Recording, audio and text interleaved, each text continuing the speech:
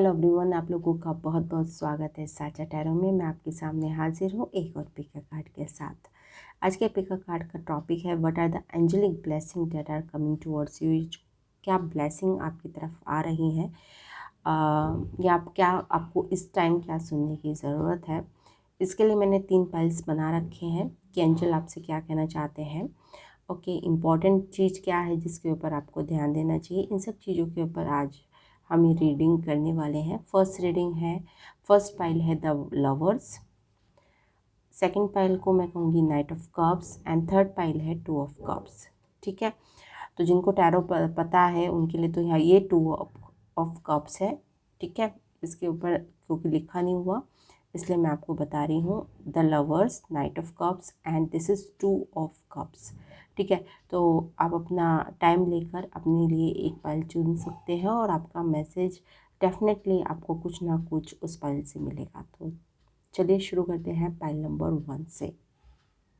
Hello pile number 1, जिन्होंने भी lovers वाला ये वाला डेक चूज़ करा था, तो ये आपके लिए रीडिंग होने वाली है। सबसे पहले हम देख लेते हैं आपका एंजेलिक गाइडेंस जो आपको मिली है, उसके बाद हम आपके टैरो कार्ड्स पे जाएंगे। आपके लिए है जो एंजेलिक गाइडेंस वो है great teacher learn from spiritual experiences. ठीक है, और यहाँ पे आप देख रहे हैं कि एक पर्सन खड़ा है, इट्स लाइक अ जीसस, मतलब ऐसा कोई पर्सन जिसने जो समझ गया है। ठीक है ना, वो मतलब माया से ऊपर चला गया है और जो समझ गया है चीज़ों को, वो विज़न को छोड़ रहा है। तो कुछ छोड़ रहे हैं आप, मतलब लेट गो कर रहे हैं। तो यहाँ पे लेट गो वाली एनर्जी मुझे दिख रही है कि यहाँ पे कुछ आप अपनी जो आपने पकड़ना चाह रहा था, अब आपने उसे लूज़ कर दिया और आपने उस होल्ड को छोड़ दिया है, क्योंकि आपको कहीं ना कहीं किसी चीज़ का एक आहा मोमेंट आपको आया या फिर एकदम से आपके अंदर वो समझ आई या विवेक आया कि आपको ये नहीं करना चाहिए। तो लेट गो करने वाली एनर्जी है इस पाइल की। ठीक है, अब मैं आपको टैरो कार्ड्स दिखा देती हूँ आपके। तो सबसे पहला कार्ड ऑब्वियसली आपका द लवर्स कार्ड है। ओके, सेकंड कार्ड आपका है 5 ऑफ सॉर्ड्स और थर्ड कार्ड है आपका 9 ऑफ सॉर्ड्स।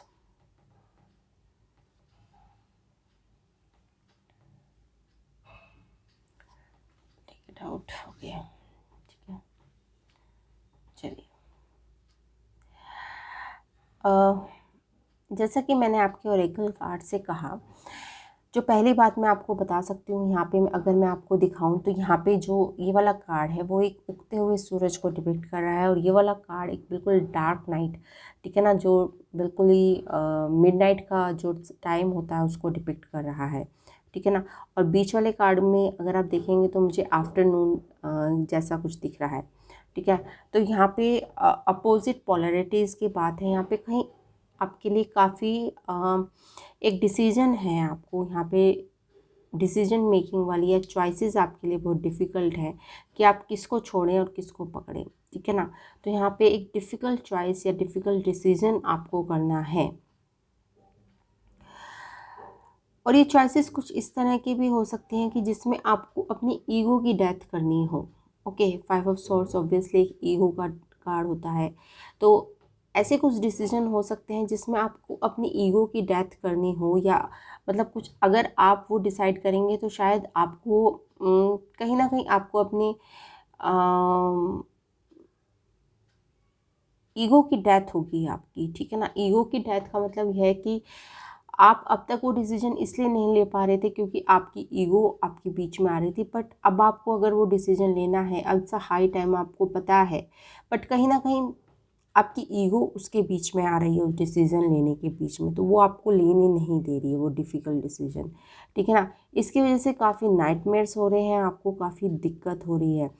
ठीक है, तो सबसे पहली बात जो मैं आपको बता सकती हूँ ये आपको करनी चाहिए, आपको सबसे पहले अपनी जो भी सिचुएशन है उसको बोलना चाहिए। ठीक है ना, लोगों को बताना चाहिए कि मुझे इस मेंटल डिफ़िकल्टी से या इस डिप्रेशन के दौर से मैं गुज़र रहा हूँ। ठीक है, यहाँ पे मुझे इस तरह की एनर्जी महसूस हो रही है, जैसे कोई पर्सन होता है ना कि उसको ऐसा लग रहा है कि जैसे सब ही दुश्मन हैं उसके। तो ठीक है ना, चाहे वो माँ बाप हों, चाहे वो भाई बहन हो, चाहे वो दोस्त हों, मतलब इस तरह की मेंटल स्टेट से आप गुजर रहे हैं कि आपको लगता है कि सारी दुनिया ही आपकी दुश्मन है या सारी दुनिया ही आपके पीछे पड़ी हुई है। ठीक है, तो ये कुछ नहीं है, थोड़ा सा ग्रहों का कमाल है, ये आपका टाइम है थोड़ा सा। ओके, बट अच्छी बात यह है कि आपके ऊपर एंजेलिक ब्लेसिंग आनी शुरू हो गई है। यहाँ पे खुद लवर कार्ड है और उस पर एंजल्स बने हुए हैं। यहाँ पे एंजेलिक ब्लेसिंग आनी शुरू हो गई है और कहीं ना कहीं आप मेरे ख्याल से आपको अब इस फुल मून के बाद 18 मार्च के बाद आपको समझ आने लग जाएगा कि आपने किस तरह से बिहेव करा, या इसका जो भी सिचुएशन में आप हैं वो किसकी वजह से हैं, या फिर आपने कहाँ गलतियाँ की। ठीक है ना, यहाँ पे खुद को फॉरगिव करना और लोगों को फॉरगिव करना दोनों ही मसले हैं। ठीक है ना, ना तो आप यहाँ पे खुद को फॉरगिव कर पा रहे हैं, ना फिर आप लोगों को फॉरगिव कर पा रहे हैं। ठीक है ना, यहाँ पे दोनों चीज़ें दिखाई दे रही हैं कि आप खुद को भी फॉरगिव नहीं कर पा रहे हैं, इसकी वजह से आप नाइटमेयर से गुजर रहे हैं, और उन लोगों को जिन्होंने आपको हर्ट करा आप उनको भी फॉरगिव नहीं कर पा रहे हैं। ठीक है, तो आप यहाँ पे दोहरी मार से गुजर रहे हैं, टू बी वेरी फ्रैंक। और यहाँ पे चीज़ों को डिक्लटर करने की बहुत ज़रूरत है। इस वाली पाइल को कम से कम सोच रखने की ज़रूरत है कि आपको एक टू डू लिस्ट बना लेनी चाहिए, या फिर प्रायोरिटी सेट कर लेनी चाहिए कि ये मेरी लाइफ की 5 प्रायोरिटी है, छठी प्रायोरिटी के बारे में मैं नहीं सोचूंगी या सोचूंगा। ठीक है ना, 5 चीज़ों पर बस मैं फोकस करूँगी एंड दैट्स इट, और छठी चीज़ के बारे में मेरे पास सोचने के लिए टाइम भी नहीं है। ठीक है, तो इस तरह की कोई लिस्ट आप बनाएंगे तो आपके लिए काफ़ी फ़ायदेमंद रहेगा इस वाली पाइल के लिए। ओके, तो यहाँ पे डिफ़िकल्ट चॉइसेस है, कहीं ना कहीं आपकी ईगो आड़े आ रही है, फर्स्ट पॉइंट ये है।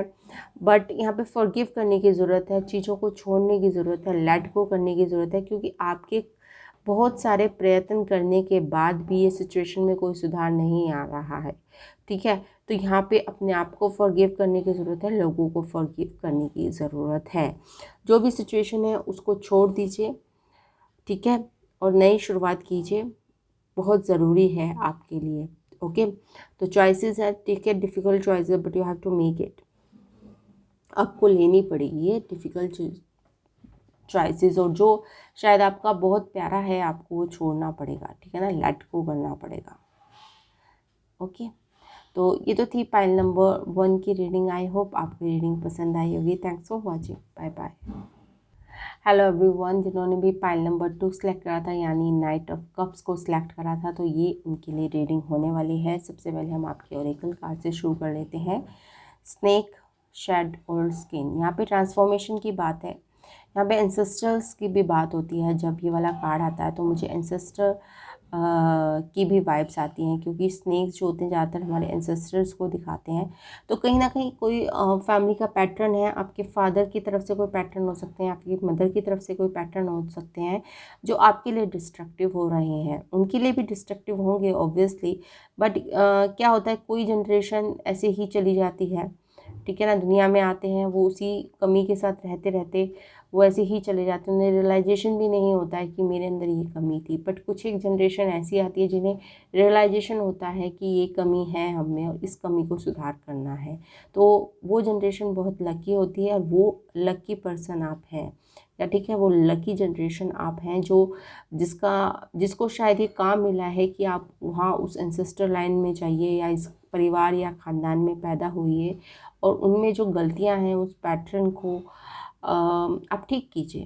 ठीक है ना, तो ये भगवान का काम है और आप you are the chosen one for that. Okay, तो don't take this work lightly, मत लीजिए। ओके, आपके लिए है नाइट ऑफ कप्स, ठीक है, 2 ऑफ पेंटिकल्स और 10 ऑफ पेंटिकल्स। ओके,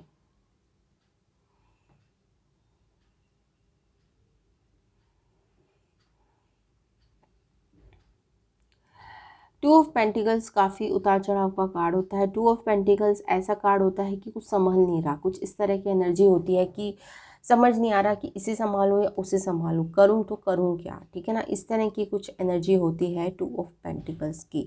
पर साथ में 10 ऑफ पेंटिकल्स भी है आपकी और नाइट ऑफ कप्स भी है। तो कहीं ना कहीं कोई इमोशनल सपोर्ट तो आपके पास है जिसको आप एक्सेस कर सकते हैं इस सिचुएशन से निकलने के लिए। आपकी फैमिली से भी इमोशनल सपोर्ट आपको मिल सकता है। ओके। तो ये आपके लिए मैसेज है कि आपकी फैमिली से या फिर कोई भी ऐसा पर्सन जो नाइट ऑफ कप्स हो सकता है आपके लिए, उससे आपको इमोशनल सपोर्ट लेने की या हेल्प मांगने की ज़रूरत है। शायद आप हेल्प मांग नहीं रहे हैं लोगों से जो आपको हेल्प दे सकते हैं, और हेल्प भले ही ना दे सकें फाइनेंशियली या उस तरह से, बट मोरली हेल्प करना भी और किसी के इमोशनली किसी को सपोर्ट करना भी बहुत बड़ी हेल्प होती है, बहुत बड़ी हेल्प होती है। ओके। तो इस तरह की सपोर्ट आपको लेने की ज़रूरत है, क्योंकि बहुत सारी चीज़ें हैं जिनके साथ आप नो इट्स लाइक खेल रहे हैं कि कभी ये कभी वो, मतलब आपसे कुछ संभाला नहीं जा रहा है, it's going out of control, और मतलब परेशान हो गए हैं आप ये जगल अप करके चीज़ों को। तो यहाँ पे आपकी फैमिली या फिर कोई ऐसा लव्ड वन आपकी हेल्प कर सकता है, आपको हेल्प मांगने की ज़रूरत है, ठीक है ना। और शायद मुझे लगता है कि आपको हेल्प मांगने की आदत नहीं है, इस वजह से आपके लिए कार्ड आया है शायद ओल्ड स्किन, ठीक है। तो अपनी जो ओल्ड स्किन है या अपनी ओल्ड आदतों को थोड़ा सा अपनी ऑरा से बाहर निकालिए, ठीक है ना। दूसरों से हेल्प मांगना इट्स गुड। ओके।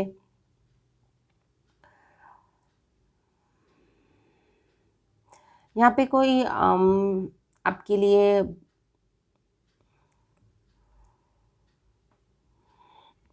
जॉब से रिलेटेड भी कोई ऑफ़र आ सकता है, और ये मुझे लग रहा है कि थोड़ा दूर से होगा, ठीक है ना, आउट ऑफ सिटी या आउट ऑफ टाउन या फिर out of state, something from the unknown place. Okay. Arrange marriage होने के यहाँ पे चांसेस लग रहे हैं कि जैसे कि कोई आपके लिए रिश्ता आ सकता है अरेंज मैरिज के लिए, ठीक है ना। यहाँ पे अगर आप किसी के साथ इन्वॉल्व हैं या आप किसी के साथ कमिटेड हैं तो ये आपके लिए नहीं है। जैसे अरेंज मैरिज वाला मुझे सिनेरियो यहाँ पे दिख रहा है कि अरेंज मैरिज में जैसे होता है ना, रिश्ता आता है, बात होती है, उस तरह का कुछ हो सकता है आपकी लाइफ में आने वाले दिनों में। ओके।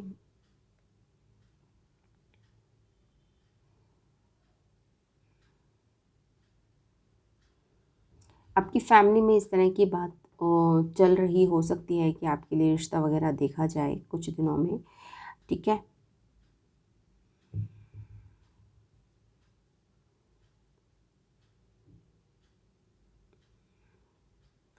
ओवरऑल यही मैसेज आ रहा है। दो तीन चीज़ें जो मैंने आपको बताई थी, आपको उन पे ध्यान देने की ज़रूरत है कि थोड़ा हेल्प मांगने की आदत डालिए, और इमोशनल सपोर्ट लीजिए लोगों से बाहर से, और कोई जॉब ऑफ़र आ सकता है आपका फ्रॉम आउट ऑफ सिटी, ठीक है, आउट ऑफ टाउन या आउट ऑफ स्टेट।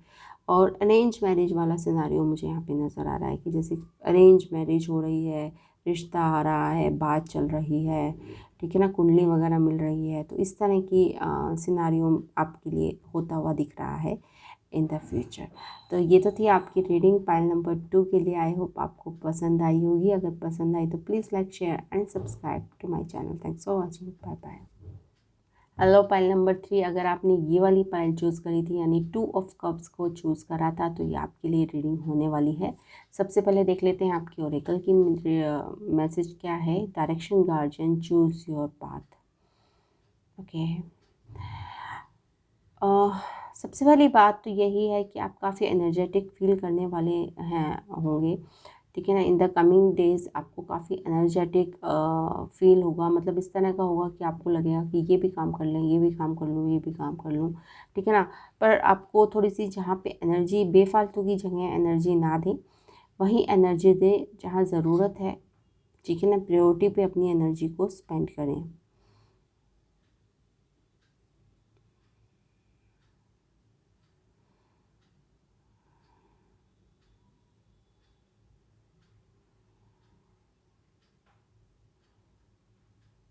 यहाँ पे आपके लिए आई थिंक टॉरस और लियो पर्सन सिग्निफिकेंट हो सकते हैं आगे के दिनों में। मुझे टॉरस और लियो पर्सन काफ़ी दिख रहे हैं जो आपके लिए, आपके पास आ सकते हैं, आपकी तरफ आ सकते हैं, ठीक है ना। और आपके लिए काफ़ी हेल्पफुल हो सकते हैं ये वाले पर्सन। और 2 ऑफ कप्स भी, तो टॉरस या फिर लियो, मुझे 2 साइन काफ़ी दिख रहे हैं। एयर साइन भी हो सकते हैं, ओके। एयर साइन भी हो सकते हैं, ओके। ओके। तो आपके लिए कार्ड्स आपको मिले हैं from the tarot, 2 of cups, उसके बाद है एम्प्रेस, उसके बाद है 5 ऑफ पेंटिकल्स।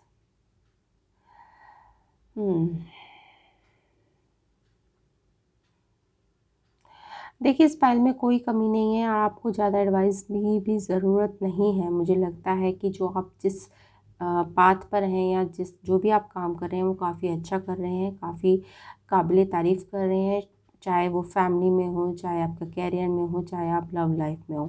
थोड़ी सी जो प्रॉब्लम लग रही है वो 5 ऑफ पेंटिकल्स की मुझे प्रॉब्लम लग रही है कि आपके पास कभी कभी होता है ना कि आपके पास सब कुछ होते हुए भी आपका थोड़ा माइंडसेट ऐसा होता है कि शायद बस ये और मिल जाए, बस एक चीज़ और मिल जाए। तो आपको ये जानने की ज़रूरत है कि आपकी जो लाइफ है वो बहुत अबंडेंट है, बहुत ब्यूटीफुल है, और आई थिंक दुनिया में बहुत सारे लोग जो आप लाइफ जी रहे हैं उसको जीना चाहते हैं, वो उनका सपना है।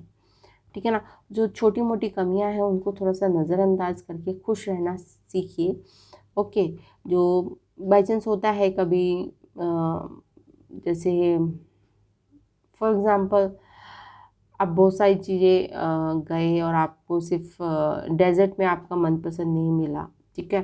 तो और सब चीज़ें तो आपको मनपसंद मिल गई, पर डेज़र्ट में आपको मनपसंद, तो आप वो सारे चीज़ों को फिर दोबारा रिकअप करेंगे, आपको सिर्फ वो याद आएगा कि मुझे यार उस दिन वो नहीं मिला था। तो थोड़ा सा ये वाला एटीट्यूड मुझे दिख रहा है कि सब कुछ होते हुए भी थोड़ा सा मानसिकता ऐसी है कि ये भी चाहिए, ठीक है।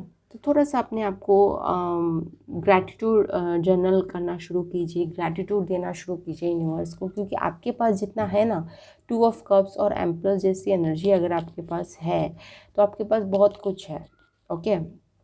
अगर आप मुझसे पूछें अगर फ्रॉम द टैरो रीडर, अगर आपके पास 2 ऑफ कप आया है आपकी रीडिंग में और आपके पास एम्प्रेस आई है आपके रीडिंग में, तो इससे बेहतर शायद आपके पास लाइफ बहुत अच्छी लाइफ है आपकी, काफ़ी सेटल डाउन है आप, कैरियर वाइज आप सेटल डाउन है, लव लाइफ आपकी सॉर्टेड है, फैमिली लाइफ आपकी सॉर्टेड है।